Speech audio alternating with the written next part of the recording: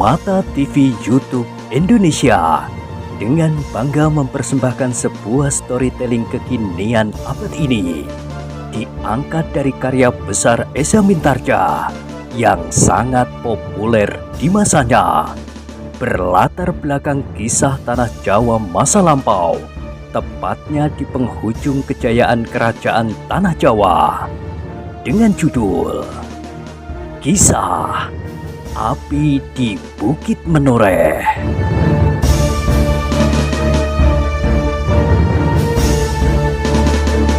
Pada kesempatan yang sangat baik ini, kita masuk pada episode yang ke-261. Selamat menikmati.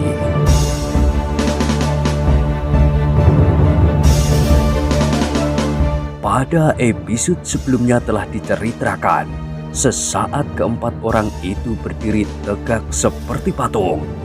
Masing-masing telah mempersiapkan senjatanya. Tidak seorang pun yang sempat berkedip, karena mereka yakin bahwa setiap saat waktu yang sekejap itu akan dapat menentukan hidup dan mati. Bulan di langit masih memancarkan cahayanya yang kuning keemasan. Sepotong awan yang putih telah terhembus menyingkir dari wajah bulan yang bulat oleh sepercik angin yang semilir. Sejenak keempat orang itu masih tetap berdiri diam di atas kedua kaki masing-masing yang merenggang. Lutut mereka agak merendah dan tangan-tangan mereka telah bergetar. Namun sekejap kemudian terdengarlah geram yang dahsyat, seperti dengus seekor banteng jantan. Hampir tidak dapat dipercaya bahwa seseorang mampu bergerak secepat itu. Ternyata Ki Arkopati yang dibakar oleh kemarahan yang meluap-luap telah mulai dengan serangannya. Kali ini serangannya tidak tertuju kepada Ki Tambakwedi, tetapi kepada kawannya yang berdiri di sisinya sebelah kanan. Serangan ini benar-benar mengejutkan. Orang yang berdiri di sebelah kanannya meskipun sudah siap benar, namun tidak menyangka sama sekali bahwa serangan yang pertama itu datang sedemikian cepatnya. Seperti tatit ia melihat tombak Ki Arkopati menyambar dadanya, sehingga karena itu ia sama sekali tidak sempat untuk dapat mengelakkan dirinya. Yang dapat dilakukannya adalah berusaha menangkis serangan itu. Terjadilah sebuah benturan yang dahsyat. Serangan Ki Arkopati ternyata mempunyai kekuatan yang luar biasa. Meskipun lawannya berhasil menangkis ujung tombaknya, namun kekuatan mereka tidak seimbang, sehingga senjata orang itu pun terlepas dan terlempar dari tangannya yang seolah-olah tersayat. Bukan hanya itu, tombak itu hampir tidak terpengaruh meskipun arahnya berubah sedikit. Namun agaknya yang sedikit itu telah menyelamatkan nyawanya. Meskipun demikian orang itu memekik pendek. Sebuah luka segera menganga di pundaknya.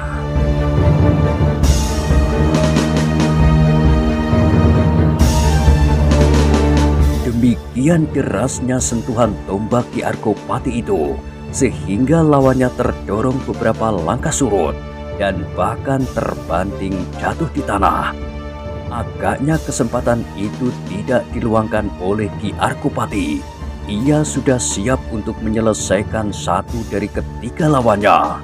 Karena itu, maka segera ia mempersiapkan dirinya untuk segera menghujamkan tombaknya pada tubuh yang sedang roboh itu. Tetapi ternyata bahwa di antara ketiga lawannya itu terdapat Ki Tambakwedi yang mampu berbuat seperti yang dilakukannya itu. Orang tua itu ternyata tidak membiarkan seorang kawannya terbunuh pada serangan yang pertama. Dengan demikian maka ia pun berteriak nyaring sambil melontarkan sebuah serangan yang tidak kalah dahsyatnya. Senjatanya yang mengerikan itu diputarnya seperti baling-baling, kemudian meluncur dengan cepatnya melanda Ki Arkopati yang sudah siap untuk membinasakan lawannya. Dengan demikian maka serangan Ki Arkopati itu menjadi urung. Ia terpaksa menyiapkan dirinya untuk menghadapi Ki Tambakwedi. Ia tahu benar bahwa Ki Tambakwedi adalah orang yang jauh lebih berbahaya dari orang yang sudah terluka itu.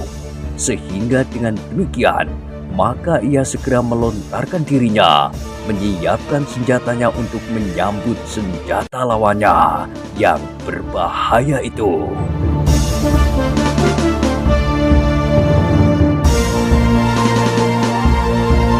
Sekali lagi terjadi sebuah benturan yang kali ini jauh lebih dahsyat lagi dari yang telah terjadi. Keduanya adalah orang-orang yang mumpuni, yang memiliki kekuatan raksasa. Namun karena kekuatan mereka seimbang, maka kedua senjata itu masih tetap di dalam genggaman masing-masing. Namun sepercik bunga api telah meloncat di udara, seperti ribuan kunang-kunang yang berloncatan berusaha menghindarkan diri dari pengaruh benturan-benturan yang sedang terjadi itu. Kedua orang yang sama-sama memiliki kelebihan dari orang-orang kebanyakan itu, masing-masing terdorong beberapa langkah surut. Keduanya sedang menahan nafas masing-masing dan mencoba menyalurkan segenap kemampuan dan ketahanan mereka mengatasi getar yang terjadi di dalam dirinya karena benturan yang terjadi itu. Namun belum lagi Ki Arkopati berhasil menguasai diri sepenuhnya, sebuah serangan yang lain telah meluncur dari samping. Ternyata kawan Ki Tambakwedi yang lain tidak membiarkan lawannya itu beristirahat dan memperbaiki keadaannya. Meskipun serangannya tidak berbahaya seperti serangan Ki Tambakwedi, namun Ki Arkopati sadar bahwa ujung senjata itu akan mampu merobek kulitnya apabila berhasil mengenainya. Karena itu, maka sekali lagi ia harus menghindar, dan sekaligus Ki Arkopati berhasil memukul senjata lawannya itu dengan kerasnya, meskipun tidak sepenuh tenaga.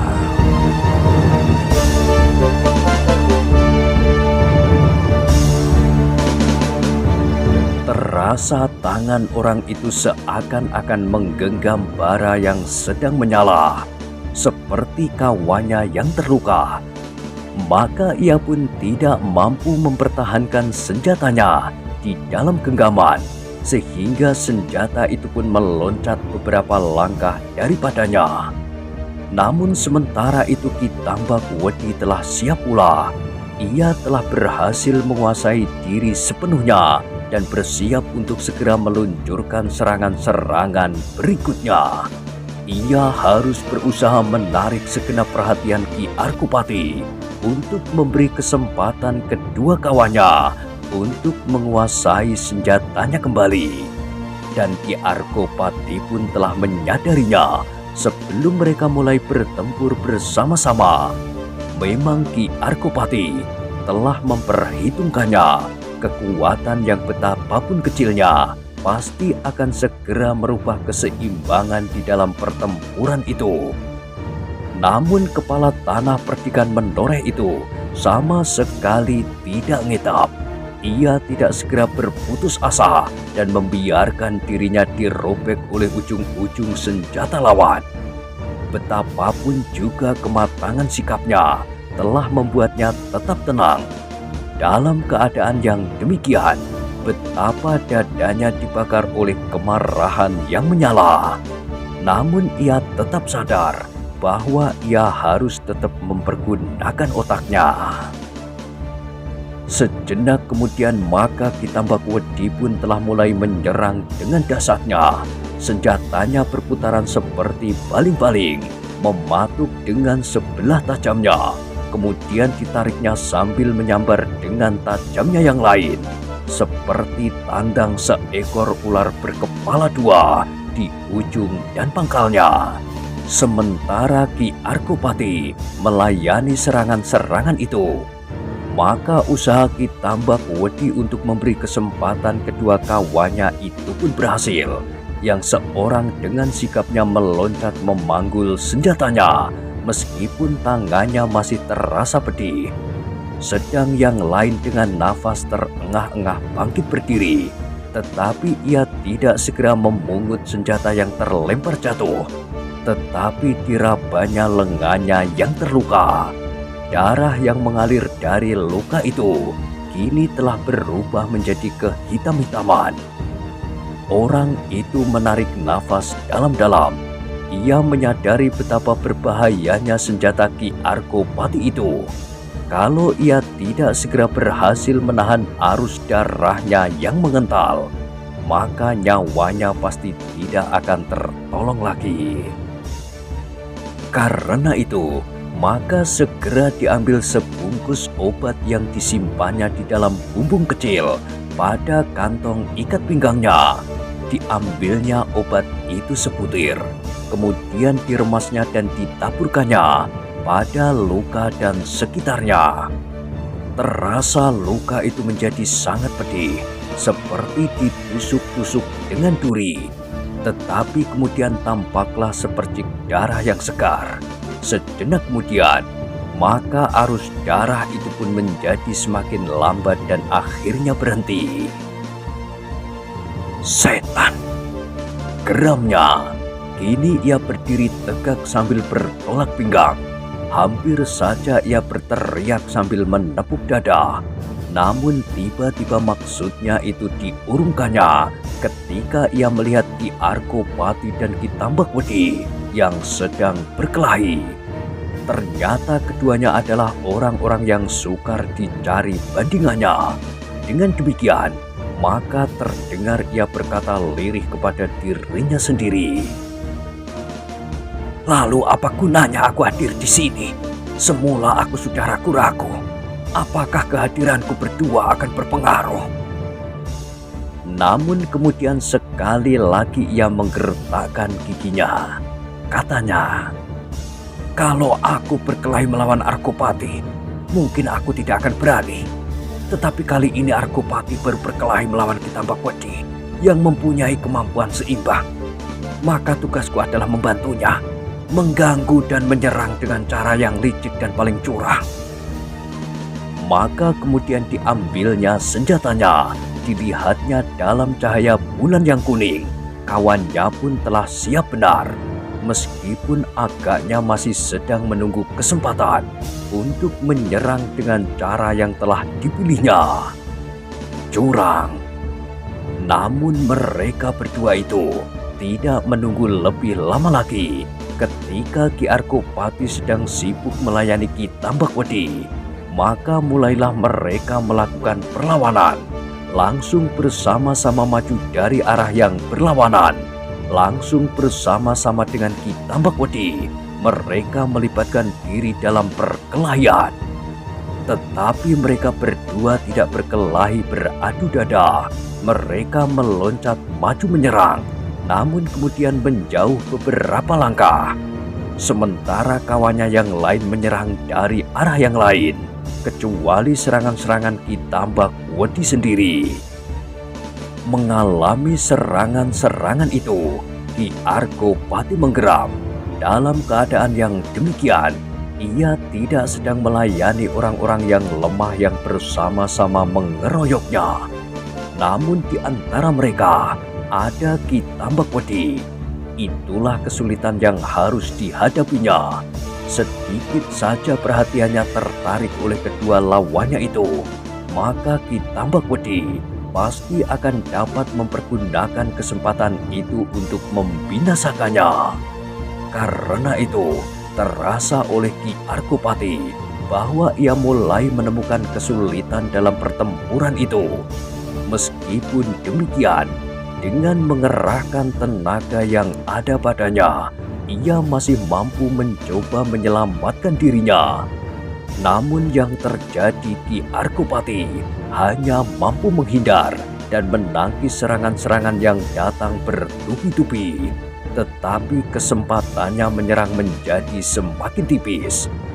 Dalam keadaan yang demikian, Kerti menahan nafasnya yang terengah-engah. Terasa dadanya seolah-olah akan meledak melihat sikap yang licik dan curang itu. Sehingga sejenak kemudian, ia pun menggeram.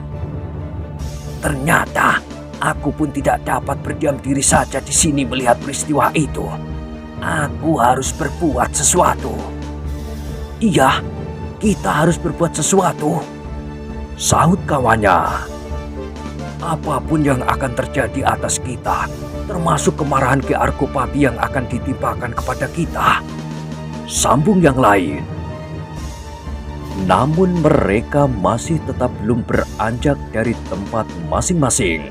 Mereka masih dicekam oleh keraguan-raguan yang belum dapat mereka kesampingkan. Kerti yang tertua di antara mereka pun masih tetap di tempatnya. Tanpa berkedip mereka melihat betapa ketika orang lawan Ki Argopati menyerangnya, berganti-ganti dipimpin oleh Ki Tambakwedi yang seolah-olah mengikat Ki Argopati supaya ia tidak sempat menghindari serangan-serangan dari kedua orang kawannya itu.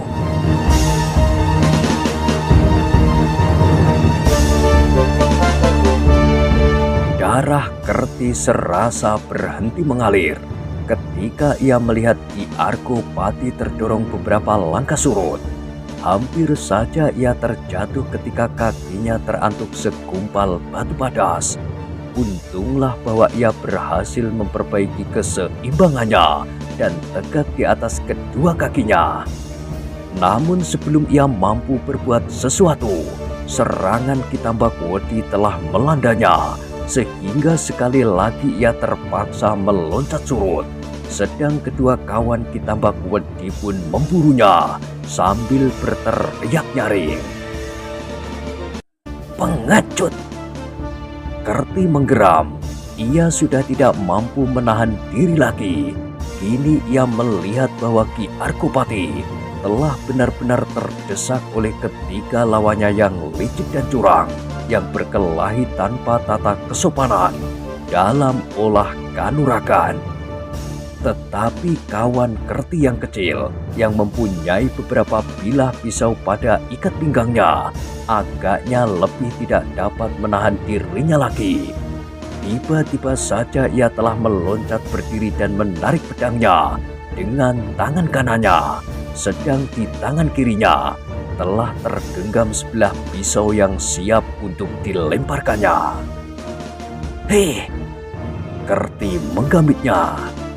Tunggu, kita menanti kesempatan yang sebaik-baiknya. Tidak ada waktu lagi. Apakah kita harus menunggu Ki Gede Menoreh mendapat cedera? Mereka terlampau licik, jawab orang yang bertubuh kecil itu. Ternyata pembicaraan itu telah mengguncangkan dada Ki Argopati dan Ki Tambakwedi beserta kedua kawannya. Meskipun tidak begitu jelas, namun telinga-telinga mereka yang tajam itu telah mendengar pembicaraan seseorang. Sehingga tanpa mereka sengaja, maka mereka pun mencari kesempatan untuk berpaling dan melihat seseorang berdiri tegak beberapa puluh langkah dari mereka. Kemudian disusul seorang lagi dan seorang lagi. 3 orang. Dada Ki Argopati berguncang ketika ia mengenal ketiga orang itu yang melangkah perlahan-lahan mendekatinya. Orang-orang itu adalah orang-orangnya. Sehingga dengan serta-merta ia berteriak, Hei, siapakah yang menyuruh kalian datang kemari? Kerti tidak segera menjawab, tetapi ia sudah bertekad. Apapun yang akan terjadi atasnya dan hukuman apa yang akan diterimanya dari Ki Gede Menoreh, namun ia tidak membiarkan kepala tanah perdikan itu mengalami nasib yang mengerikan. Justru karena sikap yang curang dan licik.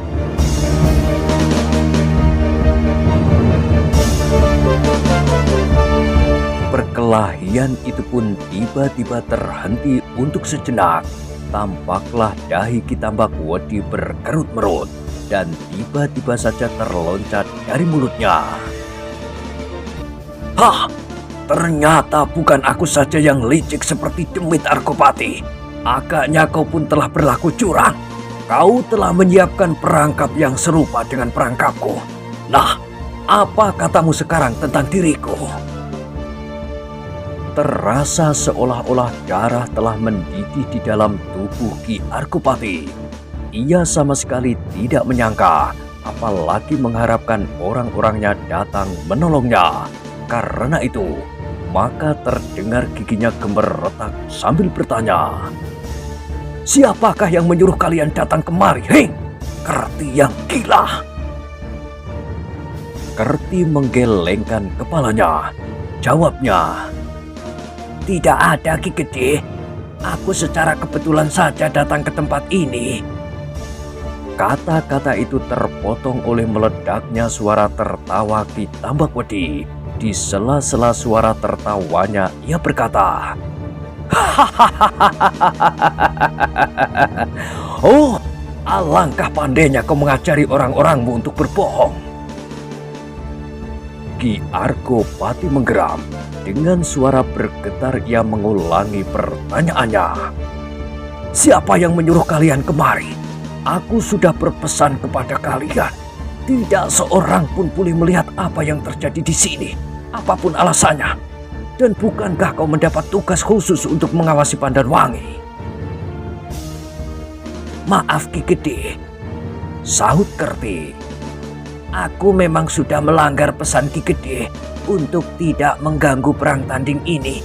Dan aku memang mendapat tugas untuk selalu mengawasi Pandanwangi.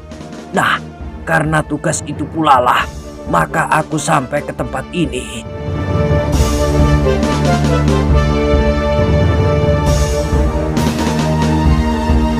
Dada Ki Argopati berdesir mendengar jawaban itu. Dengan berdebar-debar ia pun bertanya, "Kenapa dengan Pandanwangi?"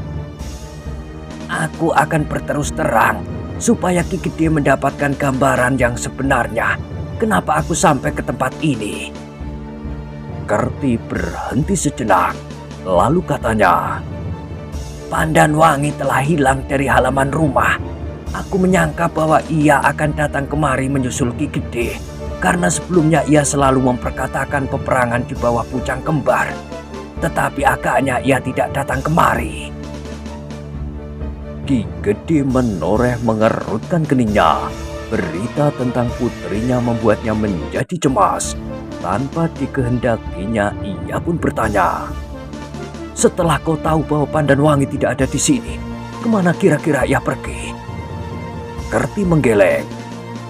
"Aku tidak tahu, tetapi yang dipercakapkannya selain Pucang Kembar adalah Samekto. Mungkin ia pergi kepada Samekto. Ada yang ingin dibicarakannya dengan Samekto, tetapi ia tidak dapat meninggalkan halaman rumahnya." Ki Argopati termenung sejenak. Kepergian Pandanwangi menumbuhkan persoalan baru di dalam dirinya. Karena itu, maka sejenak ia berdiri tegak dengan tegangnya. Ternyata bahwa saat-saat yang demikian itu tidak luput dari pengamatan Ki Tambak Wedi. Kehadiran ketiga orang menoreh itu telah membuatnya gelisah. Dengan hadirnya ketiga orang itu, maka usahanya untuk membinasakan Ki Argopati menjadi terganggu. Ketiga orang ini akan dapat menghadapi kedua orang kawannya, dan ia harus bertempur lagi seorang lawan seorang dengan Ki Gede menoreh, sehingga untuk waktu yang lama pasti tidak akan mendapat penyelesaian. Apalagi apabila ketiga orang-orang menoreh itu mempunyai beberapa kelebihan dari kedua kawannya itu, maka keadaan yang demikian akan sangat mengganggunya. Karena itu, maka Ki Tambak Wedi yang licik itu segera mencari akal. Apakah yang dapat dilakukannya untuk membinasakan kepala tanah perdikan menoreh? Kalau perlu, aku akan segera memanggil orang-orangku yang lain.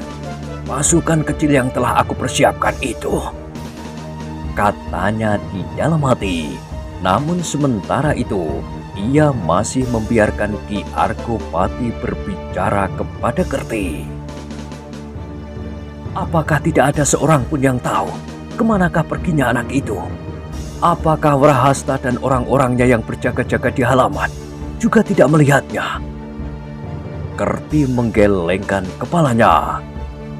Tidak seorang pun yang melihatnya. Ki Argopati menggeram, terloncat dari mulutnya sebuah desis. Anak itu memang keras kepala. Untuk kedua kalinya ia lari. Kerti tidak menyahut, namun ia dapat mengerti betapa dada Ki Argopati menjadi cemas karenanya. Tetapi ia tidak dapat berbuat lain.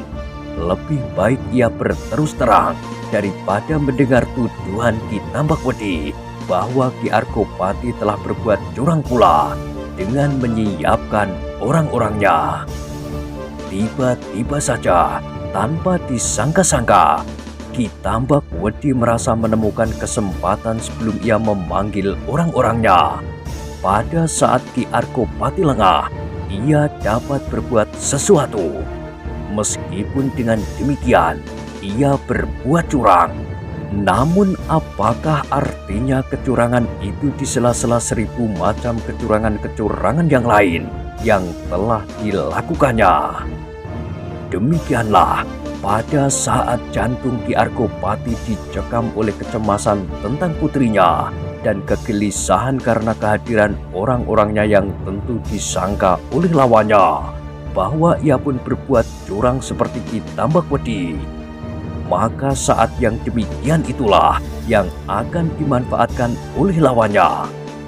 Dengan serta-merta, tanpa tanda-tanda apapun juga, Ki Tambakwedi meloncat sambil berteriak nyaring, langsung menyerang Ki Argopati yang sama sekali tidak menyangka bahwa hal itu akan terjadi. Karena itu, betapa ia terkejut mengalami serangan yang begitu tiba-tiba, serangan yang langsung mengarah ke pusat-pusat tubuhnya. Betapapun kemampuan yang tersimpan di dalam dirinya dan betapapun ketangkasan yang dimilikinya, namun serangan yang demikian adalah di luar kemampuannya untuk menghindarinya, apalagi serangan itu dilancarkan oleh seseorang yang bernama Ki Tambakwedi. Namun Ki Argopati tidak membiarkan ujung senjata lawannya itu menghunjam di dadanya dan memecahkan jantungnya. Dalam keadaan yang betapapun sulitnya, Ki Argopati masih berusaha untuk menangkisnya. Sambil menggeram, ia bergeser setapak dan mencoba memukul senjata lawannya dengan tangkai tombaknya. Namun ayunan serangan Ki Tambakwedi ternyata terlampau kuat. Meskipun dalam keadaan yang sama kekuatan mereka seimbang, tetapi dalam keadaan yang tidak terduga-duga itu, Ki Argopati masih belum sempat menghimpun segala kemampuan yang ada di dalam dirinya. Itulah sebabnya maka Ki Argopati kali ini tidak dapat melepaskan dirinya sama sekali dari senjata lawannya. Meskipun ujung senjata Ki Tambakwedi itu tidak mengenai langsung ke sasarannya, tetapi sebuah goresan yang panjang telah membekas di dada Ki Argopati. Sebuah goresan yang segera menjadi merah oleh darah. Sejenak Kerti dan kedua kawannya terpaku di tempatnya dengan mulut ternganga. Mereka sama sekali tidak menyangka bahwa seseorang yang bergelar Ki Tambakwedi akan melakukan kecurangan serupa itu, puncak dari segala macam kecurangan. Tetapi sejenak mereka seolah-olah tersentak dari sebuah mimpi yang paling buruk. Mereka kini melihat Ki Argopati terhuyung-huyung beberapa langkah surut. sedang Ki Tambak Wedi telah bersiap melakukan serangan berikutnya. Serangan yang bernafas maut, karena Ki Arkopati masih belum sempat memperbaiki kedudukannya oleh serangan yang tiba-tiba itu. Tetapi yang terutama justru karena ia terkejut bukan buatan. Sesaat kemudian terdengar Ki Tambak Wedi itu berteriak nyaring. Kakinya telah bergeser dan sekejap kemudian serangannya yang mematikan pasti akan menghujam di tubuh lawannya yang sedang berusaha untuk memperbaiki keseimbangannya. Tetapi tanpa diduga-duga Ki Tambak Wedi itu meloncat surut. Terdengar mulutnya mengumpat keras-keras, matanya yang buas menjadi semakin liar. Ia dengan demikian telah kehilangan kesempatan yang menentukan itu, karena dalam sekejap itu Ki Arkopati telah menemukan keseimbangannya kembali. Tombaknya telah mantap di dalam genggamannya dan kakinya telah tegak di atas tanah. Meskipun dadanya terluka, namun luka itu belum mengganggunya. Ketahanan tubuhnya benar-benar sangat mengagumkannya. Setan alas! Ki Tambak Wedi mengumpat tidak habis-habisnya. Kemudian katanya kepada Ki Arkopati yang telah siap menunggu serangannya. Kau telah membawa setan kecil ini pula, Arkopati. Bersujudlah kepadanya, karena ia telah menyelamatkan nyawamu kali ini. Ki Arkopati menggertakkan giginya. Jawabnya, kehadirannya tidak aku kehendaki, tetapi ia telah berbuat tepat. Lemparan pisaunya hanya sekedar menghindarkan dirimu dari kecurangan yang lebih jahat. Ia menempatkan keadaan seperti yang sebaiknya terjadi. Bagus! Teriak Ki Tambak Wedi. Sekarang baiklah, kita bertempur dalam lingkaran yang besar. Kita masing-masing telah dihinggapi oleh rencana yang curang. Tidak, sahut Ki Arkopati. Aku tetap dalam pendirianku. Aku akan bertempur seorang diri, apapun yang akan kau lakukan. Jangan! Tiba-tiba Kerti menyahut. Itu tidak adil. Meskipun Ki Gede sama sekali tidak menghendaki kami hadir di sini, namun yang terjadi adalah demikian. Karena itu kami harus meletakkan keadaan pada keharusan yang lazim. Perang tanding adalah perang antara seorang dengan seorang. Kami tidak akan mengganggu perang tanding itu. Yang akan kami lakukan adalah menahan orang-orang yang licik ini untuk ikut campur di dalam perang tanding. Apapun yang akan terjadi atas Ki Gede dalam perang tanding, kami tidak akan mencampuri, meskipun seandainya Ki Gede terdesak dan bahkan terancam oleh maut. Omong kosong! Teriak Ki Tambak Wedi. Seorang kawanmu telah melontarkan pisaunya ketika aku siap untuk membunuh Arkopati. Dengan caramu yang licik dan curang, jawab Kerti. Lalu katanya, sudah tentu maksud perang tanding bukanlah demikian. Seseorang yang bergelar Ki Tambak Wedi seharusnya jauh lebih mengerti daripada aku. Diam! Bentak Ki Tambak Wedi. Ternyata kau pun harus dibunuh dengan cara apapun. Aku sudah siap. Kerti menjawab dengan beraninya. Tetapi lakukanlah dahulu perang tanding itu. Tidak, Kerti. Ki Arkopatilah yang berbicara. Pergilah, tinggalkan aku di sini dalam keputusanku. Aku memang akan pergi, Ki Gede, tetapi kedua orang kawan Ki Tambak Wedi ini akan aku bawa serta. Persetan! Geram salah seorang dari kawan Ki Tambak Wedi. Jangan banyak berbicara saja. Ayo Ki Tambak Wedi, sebaiknya mereka kita hancurkan segera. Aku sudah muak mendengar perdebatan yang tidak berujung pangkal ini. Ki Tambak Wedi memang tidak melihat cara lain. Karena itu, maka dengan serta-merta ia meloncat maju sambil memutar senjatanya.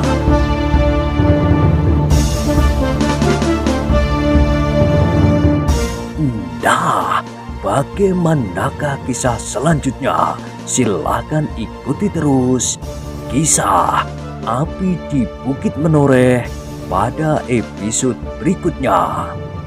Sampai jumpa.